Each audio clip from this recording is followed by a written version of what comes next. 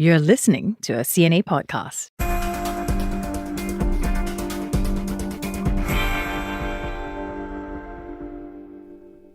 Hi guys, Teresa Tang here. Many of us have travel bucket lists, myself included, destinations that are mysterious, magical, maybe out of the ordinary. For some, Bhutan checks all those boxes. Bhutan is for you. Bhutan, a place of happiness.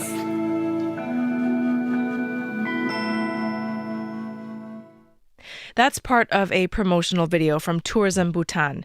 The remote Himalayan kingdom has been described as being equal parts frozen in time and forward-looking. But some feel it's not moving forward fast enough. Young people are leaving for better opportunities, and there is growing economic unhappiness in a place dubbed the happiest place on earth. Leaders know things have to change. In this week's episode, we are turning to CNA Correspondent Saksith Saiyasombut. He is based in Bangkok, but he spent a week in Bhutan on a special assignment, exploring how the country plans to embrace the future without letting go of its past. Saksith, welcome back to the podcast. Hello, Teresa. I am thrilled that you are on to talk to me today because Bhutan really is one of the places I would love to visit in this lifetime. What about you? How exciting was this assignment for you personally?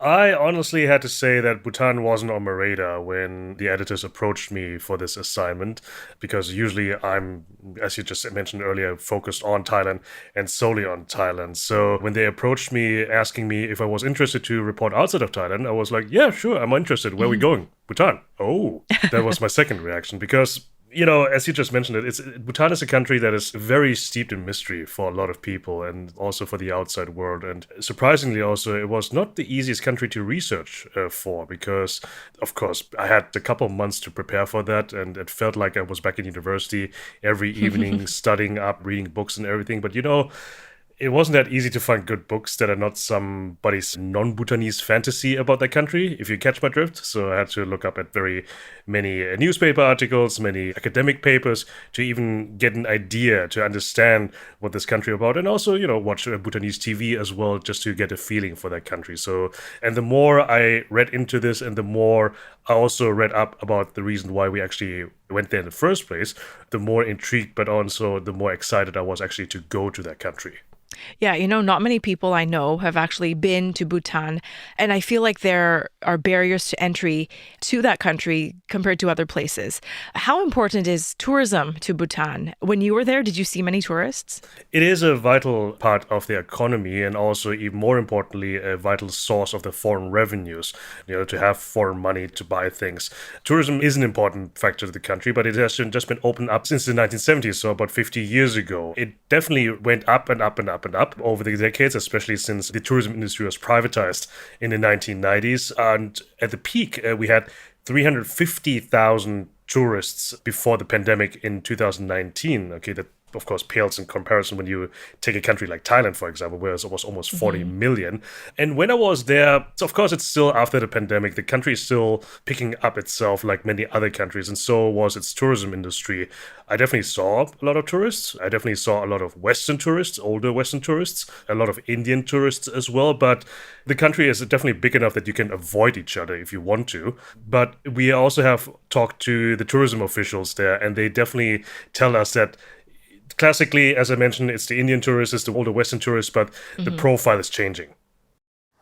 The profile of the guest has definitely changed. We see the length of stay increasing. We see the guest spending power has definitely increased here. I also think there's been a really big push by the industry to uplift their standards and services. So, for instance, really focus on providing better quality food, better quality experiences. The land of the Thunder Dragon is not cheap to visit. I know there's actually something called a sustainable development fee, and that's where tourists have to pay $100 per day to be inside the country. And, you know, to me, it sort of sounded like a money grab, but the country insists that it's not. Take a listen to this clip from Tourism Bhutan. In Bhutan, we consider guests to our country as more than tourists. Guests are partners in our progress. The Sustainable Development Fee, SDF, is more than just a daily levy. It is a vital step towards a sustainable and flourishing future for everyone. So, Saksith, what exactly is this money being used for? Well, I mean, some call it a fee, some call it a levy, some call it a tax. In essence, is the sustainable development fee. I mean, the name already implies that the money is being used to keep the country sustainable so that it isn't being wrecked by tourists or even mass tourism. It's being used for a bunch of different projects, for example, for education, for healthcare, which is free in that country, for natural conservation efforts, for infrastructure. So basically, the people of Bhutan should profit from the incoming tourists. That's the idea behind it. So that's why they are taking that money and giving it back to the people. But $100 per day per person sounds like a lot. Well, before the pandemic, it was twice as much, so $200 US. Oh, wow. So, and as you can imagine, then you really have to count how many days you actually want to stay there. Yes. Okay, speaking of the people there, in one part of your coverage, you explain how the tourism industry, in fact, the entire private sector as a whole, it's seeing a shortage of skilled workers. So I'm curious about the young people in the country. I know they're leaving. Many are going to Australia. Can you tell me what their biggest grievance is? Well, they can't find jobs. They can't find opportunities. I think that's something that not only Bhutan is facing, but many other countries. But in Bhutan, there are many factors compounding that. A, it is a very young country. And also, B, therefore, there's a high unemployment rate. At one point, it was 29% of all youth that can find jobs. And this was also part of my research. You wonder, why is that? There is, one of the reasons that is being pointed out is there is a mismatch on the labor market. You have, as I mentioned before, education is free in Bhutan and relatively high quality as well. So that means that you have very well-educated people coming out of the system, but the jobs that are on the market, they don't match them. They are low-skilled jobs like that. So, the running gag in Bhutan that I've heard a lot is that everybody wants to become a civil servant because that's the job that matches their skill level. But then those people that don't want to become a civil servant, there's nothing much else left there. So that's why 1% at times, 1% of about 750,000 people of Bhutan is in Australia. So that's quite a lot. You have a huge diaspora of Bhutanese people in Australia. I was asked also why Australia specifically. Well, because a lot of people are going to study there. It was relatively easy for Bhutan to get a student visa there. And there's also, Bhutanese have a very high English proficiency. So of course they would go to a country where English is being natively spoken. So that's why they are going further away from Bhutan than, for example, neighboring countries. I watched your TV reports, and one thing that surprised me was that Bhutan is actually eager to shake off its Shangri-La moniker, and it's promising a new utopia. Are you convinced of that idea? What does the future look like? I mean, the reason why we went to Bhutan is that they have a grand pitch, not only for us, but for the world. We talked about the economic problems. We talked about the youth running away.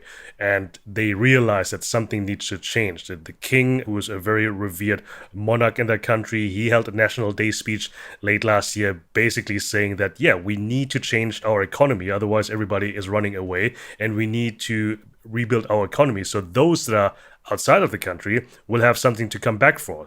And one of the key pillar of that economic renewal is the so-called Gelephu Mindfulness City. It is supposed to be this big mega project, this new special administrative zone and economic zone in the south of the country, bordering with India's Assam region. And it is supposed to be this modern technological city, but still very green. And that is their pitch to the world, not only for the Bhutanese to come back, but also for people to come in and to invest in this country. So this is why we were there, and this is why we were looking at it. And when I was seeing those mock-ups, when I was seeing those artist renditions, I kind of felt like it's a little bit too good to be true. Yeah, it's pretty ambitious. Yeah, it looks like a Himalayan Wakanda in a sense, or a modern Himalayan utopia. So I went to Bhutan with this skepticism, with this careful approach, not to be wowed and dazzled by the idea and by the pitch of it. And we met the former Prime Minister of Bhutan, who is part of this Gelephu Mindfulness City project. And I basically straight up asked him, why are you thinking so big? We must have something that is unprecedented, something that the whole world can look up to. On that note, many link mindfulness, when we say mindfulness, to spirituality, to meditation, peace of mind. For me, I personally feel mindfulness city would be that we all should be mindful about what the 21st century needs, to be mindful about what the world needs, to be mindful about our dreams, and to be mindful about what we should do right and what we should not be doing. Bhutan has been marching to the beat of its own drum, really, with the government being guided by a gross national happiness philosophy. I'm curious where this index fits in this new vision for Bhutan. Do you think that philosophy will still guide public policy there?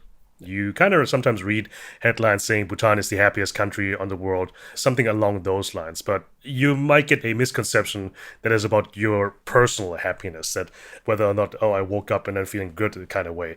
That's not what it is measuring. The happiness index is pitched as an alternative to the GDP, so to the gross domestic product that only measures economic growth. But they are taking a more holistic view of it, that in order for people to be really happy, as in the population, it not only needs economic growth, it needs, for example, access to healthcare, it needs access to education, it needs, for example, also the state of the environment and the natural conservation, which Bhutan is very proud of in that country. So it's been in development and it's been in use for quite a while. Whether or not this is an effective metric, that the debate is still on, but curiously enough, many of these aspects have been reflected in the Sustainable Development Goals of the United Nations, for example. So there's definitely some inspiration for the world there. To your question, how does this fit to this mega project, this Gelephu mindfulness city? I mean, the name already implies there, right, that it is in there. That is a key pillar of this project, that they want to do things differently. I mean, we are seeing so many mega projects, these mega cities being built everywhere in the world, and it's just going larger, bigger, higher, that kind of way. And this is definitely not what they want. They want to show that things can be differently, for that, especially, for example, that you can have an urban living space in harmony with nature, that but also modern technology where ancient traditional culture is also still being preserved, and there's actually a symbiosis between all these things. And when I went there and when I talked to the people there and the leaders behind this project, I just kept thinking, okay, is this supposed to be an antithesis, an alternative pitch to modern day capitalism? Is this something for people whose religion is money? Because they need investors, right? But there are people that have this mindset that their religion is money, that their mantra is act fast, break things, and don't care what they actually break in that process as well. It's interesting because we heard the former prime minister there talking about that, and he basically straight up said that, yes, it is open for everybody, but we will be vetting about who is actually investing in this. And he himself is of the opinion that a conventional capitalist, make of that what you will, that a conventional capitalist will probably not be happy in the mindfulness city. So you spoke to the former prime minister, and you also sat down with the current prime minister for an exclusive interview. Now, before we hear from him, how hard was it to secure this one-on-one interview? What was it like meeting him in person? It was very interesting because when we were researching and producing and reaching out to the Bhutanese people, since we were invited already to see this big project, I thought to myself, well, why not talk to the leadership? Since this seems to be a project that is being supported and heralded by the whole government, why not go straight to the top? So that's why we asked to interview the prime minister. It was confirmed rather late in the process, but we eventually got there. And then, of course, you start researching about the guy, right? So the current prime minister of Bhutan is somebody called Tshering Topgay, and he was prime minister already a decade ago. And from that time, the first thing that I saw him when I was researching were on YouTube his TED Talks. He held many TED Talks talking about his country and talking about the environment, because he is an engineer by trade, but also well known for his advocacy for environmental protection. And he is a great orator. These TED Talks were super engaging when he was talking about the harmony between his culture, his traditions, but also the nature and the consequences of climate change that his country has to face. And when I met him, well, you have to keep in mind that we were in Bhutan for a week. All interviews, however, were scheduled across 2 days. So we had 9 interviews scheduled across 2 days, and he was the very last on the second day. Yeah, on the second day in the evening. So even though you have been going through this gauntlet of interviews across 2 days, you still had to keep sharp at the very end of it. But let me tell you, it was not that easy. But still, we persevered, we powered through. And When I met him, well, it was the end of the day for all of us, What time was it? around 5 to 6 p.m. Okay. It was already getting dark. Yeah. Let's put it this way. So that's why we had to get warmed up to each other a little bit. And I think that he had the concern that this was going to be one of those interviews where you just cut 2 minutes out of it and that's it. But I had to convince a little bit, no, this is supposed to be a longer interview, that I want to actually have a conversation and a deeper conversation of him. That's why, for example, I brought up the question about, is this an antithesis to capitalism? So the more it went on, I think the more he warmed up to the conversation, and that's why I think we had a very good conversation about a lot of different things, not only about the Gelephu mindfulness city, but also about the image of his country, whether or not it's too mythified or too exoticized in the eyes of the world. So that's why we have this half-hour conversation that you can all see on YouTube in its entirety. Yeah, you covered a lot of ground with him, and you heard Saksith. You can watch this extended version of that conversation on YouTube, also CNA.Asia. Now, one of the things you asked him, Saksith, was how Bhutan navigates its relationship between its two massive neighbors, China and India. What stood out to you about what he said?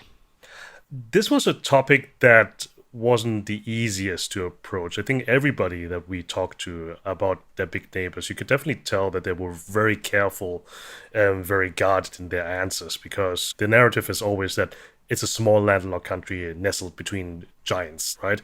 So that's why I think that they were treading a very careful line not to sway one way or the other. To put it into context, Bhutan, diplomatically speaking, doesn't have the biggest leverage. It has diplomatic relationships with only a few dozen countries in the world. There are only a handful of countries that have embassies in Bhutan as well. But India is the oldest friend. They had the most long-standing diplomatic relationship going many, many, many decades. In many ways, it's being seen that India is somewhat like the big brother of Bhutan, because they are the biggest economic trading partner. In the beginning of the diplomatic relationships, India was quote-unquote guiding Bhutan in its foreign policy. But then compare that to the north, to China, there are no official diplomatic relations whatsoever. However, there have been disagreements and disputes about border demarcation between Bhutan and China and India as well, and especially in that triangle in the west of the country, where we had this Doklam standoff in 2017, where you had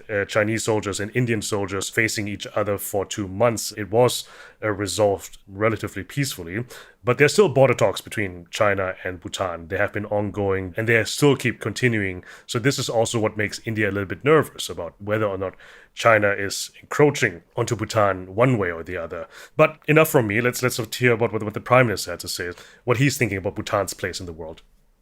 Bhutan is a small landlocked country, sandwiched between giants. All around us, not just India and China, Bangladesh and Nepal, hugely populated countries, densely populated countries. And we, if anything, probably are underpopulated. We have a very small population. So we have our own path, and we navigate our own path. So in that sense, it's kind of interesting when you think about it, what hasn't been said there, what they didn't tell us. I think that's the more important thing. And this is something that is an ongoing development that you are seeing with Bhutan between India and China, even though, having said that, this Prime Minister definitely has a very close relationship to Modi. Yeah, it was such a fascinating series. You cover geopolitics, you cover the brain drain, you cover the future. You spoke to so many experts and locals, and now you've actually had some time to digest everything that you've learned. So I want you to talk to me about what your sense is of where Bhutan is headed. Do you think the country is going to find that equilibrium that it's looking for, moving forward, but also still holding on to its past? I think everybody's kind of doing that, right? Everybody's trying to find this equilibrium, this mindful balance. This is a word that I've used a lot in that series of reports that we have produced from there. I think that, the reason why I, for example, asked the Prime Minister whether or not his country is being exoticized by the rest of the world is that there's also seems to be a sense of that sometimes Bhutan gives the impression that it's a place frozen in time, right? That where tradition is the dominant visual cue for people that are visiting there. But but it doesn't mean that it's not a modern country. The Prime Minister Chering said in a TED Talk that his country is not a big monastery full of happy monks. What he's trying to say that is that it is a country like anybody else that is struggling to grow, and it is struggling to working very hard to provide for its population. And it's also struggling and trying to think big about its future. That, why should a country like Bhutan, that is landlocked and small, supposedly, and why shouldn't they have a grand idea and a big vision about the future? And also, why shouldn't it so big that it's actually going to make headlines in the world, but also be an inspiration for the world in some way or the other? It is already an inspiration for many people, not only because of its mindfulness and its spirituality and its natural conservation. So why shouldn't it be an inspiration for the world to merge that with modern technology and with the modern world? For myself, I would say that it was definitely a fascinating assignment, because as a foreign correspondent, I'm usually reporting from my own Thailand bubble. And I'm very proud of being a foreign correspondent in my own country. But now I had this assignment to go somebody else's country and report about them. And the last thing I want is, of course, to report about that country inaccurately or portray them in some way that is not close to the truth. So, of course, I felt some pressure about this. I felt definitely some expectation to do it right by them, but also to do it right by what I actually saw on the ground. I leave it to others whether or not I achieved that, but definitely it was a super fascinating country, and it definitely seems to be charting a super fascinating future, and I hope we will see more of that in the not so distant future as well. And before we go, Clara, our editor, she told me I have to ask you about whether or not you made it to the Tiger's Nest Monastery. Now, people who have heard of Bhutan, this is an iconic site. It's hard to get to, right? Did you make it? So, okay. Viewers, if you don't see, I just bumped my head in the microphone. Well, okay, to those that don't know what a Tiger's Nest is, it's a Buddhist temple that is carved into the side of a mountain. And it's quite a trek. It's quite a hike to get up there. We were told it takes an average about 3 or 4 hours, judging by my own physique and physical prowess, probably longer. And, well, spoiler alert, no, we didn't make it to the top. We made it about 60% up the hike, because also keep in mind, right, we were filming, so we had to carry all that camera equipment up there as well. The donkeys that you can rent also go only halfway up. So, yeah, we didn't make it. We only make it halfway up, and the weather was about to turn. So, mission failed. I hope we will have another opportunity to repeat that. Mission failed, but A for effort. Saksith, thank you so much. I was really looking forward to hearing your experience firsthand, and you did not disappoint. Thanks so much. Thanks for having me. And a reminder that the TV episodes of CNA Correspondent air every Wednesday at 9:30 p.m. Singapore, Hong Kong time. Find Saksith's series on Bhutan on YouTube and also on CNA.Asia. The team behind this week's episode is Rosli Pute, Clara Ong, Crispina Robert, Craig Dale, and myself, Teresa Tang. Thanks for joining us.